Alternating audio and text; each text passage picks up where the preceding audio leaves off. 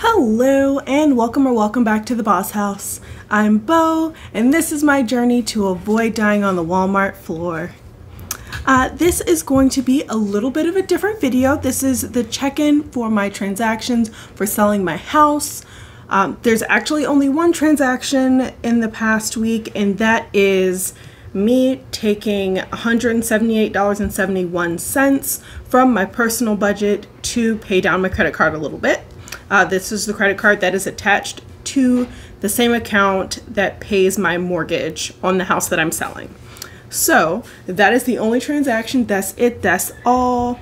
That's probably actually the only transaction that will happen before my house closes. I am going to have quite a few transactions after the house closes, but let's just take a look at the budget and then I will show you my estimated numbers for selling the house, because I just finished my closing documents a few days ago, and so I have the numbers. For the most part. In any case, let's look at the monthly house budget. Okay, so let's make sure this is all in view. Okay, so I did get that little bit paid down on my credit card, just a little bit, but nothing else has come out. I found out this is actually going to be in my closing transactions, and so is the rest of this.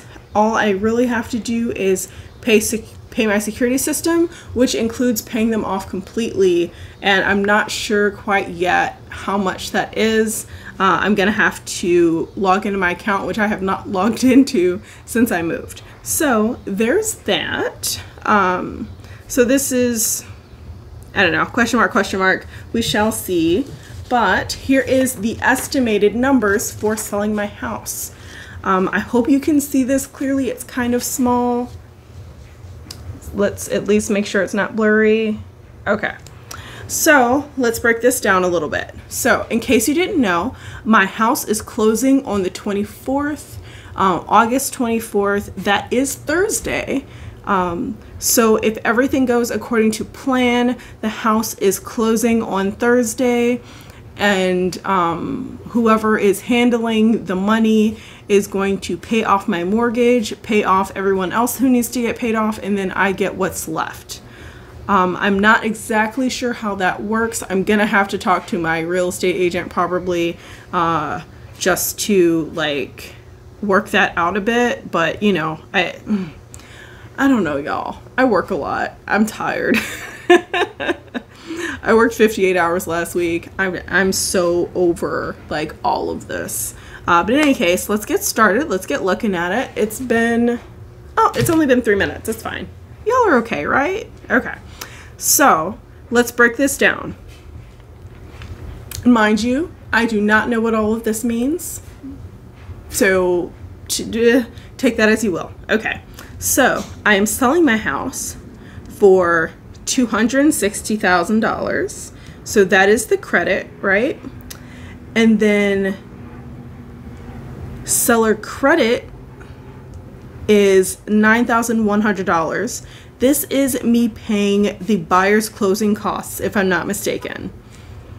And then this next thing, proration adjustment, I believe this is a credit for county taxes for the rest of the year as of the closing date. So I'm getting a refund on my county taxes because I'm not going to have the house the whole year. And then the next thing is payoffs. So this is my mortgage being paid off for $108,464.73, which is more than I currently owe, but that's a good thing. I'm going to get that, whatever the difference is, back, so that's fine. And then this next thing, I don't know what conservation fee is. Something to do with the deed. I don't know. But that's $5 to the county recorder's office. And then deed tax, I also don't know what that is. I probably could have Googled this before I did this, but that would have taken me a long time, and I'm tired. So, yeah. So that's $884. And then commissions. Whew, y'all, selling a house is expensive. It's expensive. So I'm paying. I almost don't want to say this out loud. I feel like I'm gonna gag just on how much money this is. But broker admin fee, $520. Listing agent fee, commission, whatever, 3.3%. That's $8,580. Commission to the selling agent, 2.7%. That is $7,020. That is based on the sale price of the house. So there's that. I'm telling you, real estate agents are making a killing off of these houses with the higher prices. But that hurt my soul when I read that. I'm like, oh my God, I'm giving you how much money? Whew. Okay, so then we have the title charges, which go to the title companies, plural. I guess there's two title companies. I don't know what the difference is, y'all. If you're curious, I don't know. I just know I have to pay them money. So title proceeds handling fee to Lake Title. I'm assuming that this means that they handle the money and make sure it's all divvied out appropriately. That's $50. Settlement fee to Trademark Title Services. Don't know what that means, but that's $550. Technology service fee to Trademark Title Services. I do know what this is. This is the fee for me to do the closing documents remotely with an online notary. That is $150. They did talk to me about that.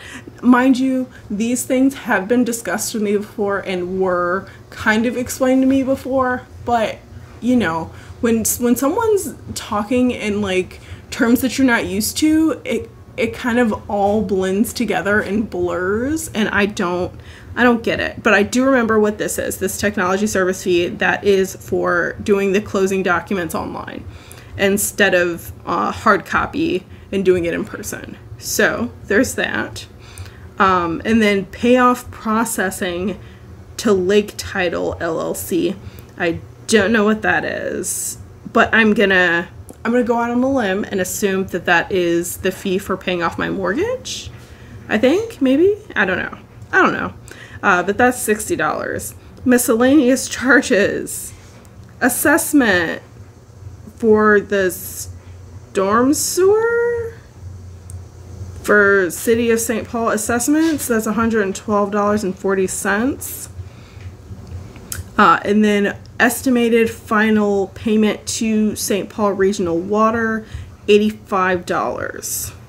So, y'all, this is a lot of money. Okay, I've never had this much money come through my hands in my life. Mind you, there's a big chunk of this that's missing.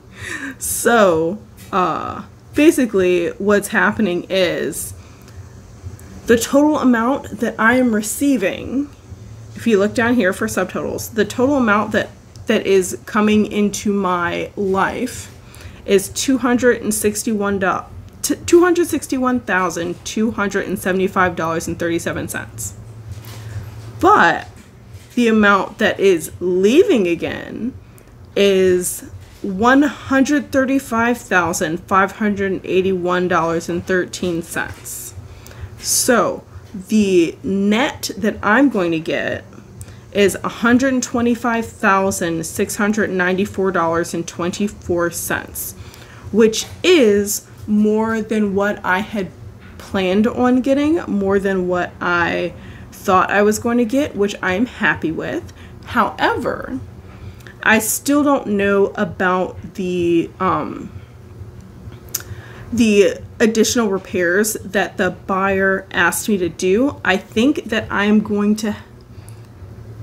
not 100% sure. I'm going to have to ask my real estate agent if that is included in this amount or if I have to settle up with him after.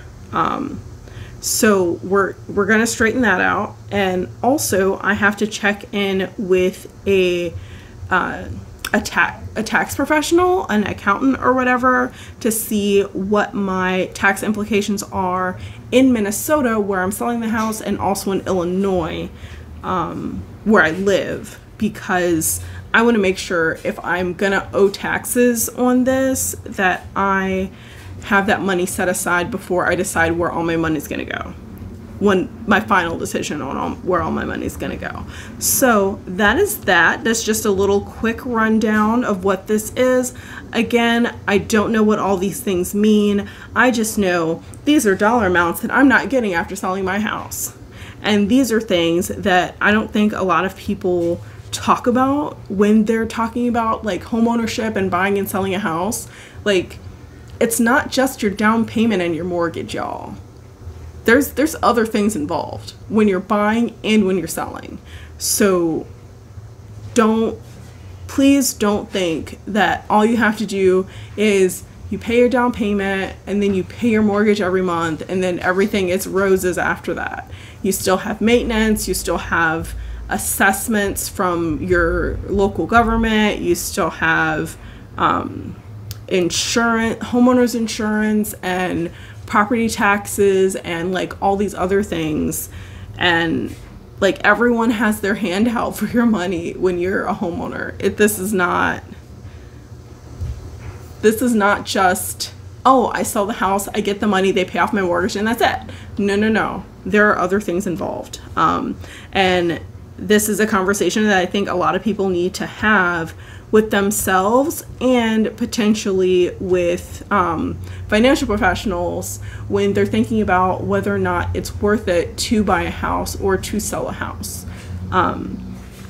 Because let's be real, with my house value going up every year, that also meant my property taxes were going up every year.